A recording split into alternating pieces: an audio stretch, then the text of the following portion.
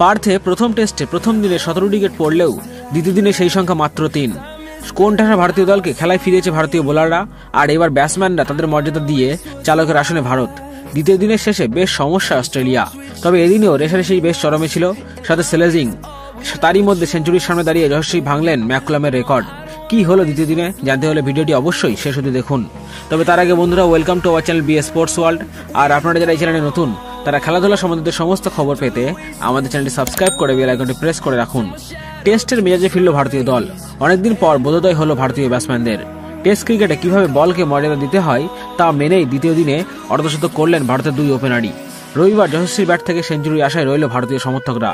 শুক্রবার প্রথম দিনে দুই দলের ব্যাটারদের খেলা দেখে প্রাক্তন অস্ট্রেলিয়ান ব্যাটসম্যান ম্যাথিউ হেডেন বলেছিলেন, টেস্ট ক্রিকেটে কি শট মারবো তার থেকে গুরুত্বপূর্ণ হচ্ছে কোন বল ছাড়বো তা বুঝতে পারা।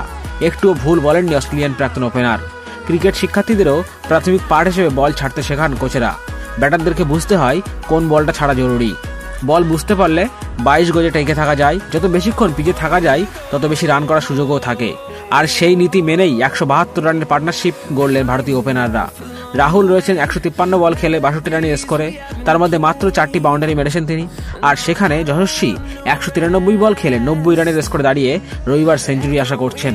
তবে যশস্বী 7টি 4 ও 2টি 6 মেরেছেন, আর এই 2টি 6 মারার সাথে সাথেই তিনি 2014 সালে নিউজিল্যান্ডের ক্যাপ্টেন ব্র্যান্ডন ম্যাককুলামের এক বছরে 33টি ছক্কা মারার রেকর্ড ভেঙে দিয়েছেন।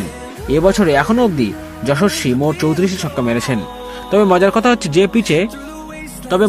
হচ্ছে যে পিচে প্রথম দিনে দু দলের মিলিয়ে মোট 17 উইকেট পড়ল, সেই পিচেই দ্বিতীয় দিনে মাত্র 3টি, যার মধ্যে সবগুলোই ছিল অস্ট্রেলিয়ার। ভারত আজ কোনো উইকেট হারায়নি, ব্যাট করেছে মোট 57 ওভার, আর তাতেই মাঠে মেজাজ হারাতে দেখা গিয়েছে অস্ট্রেলিয়ান প্লেয়ারদের।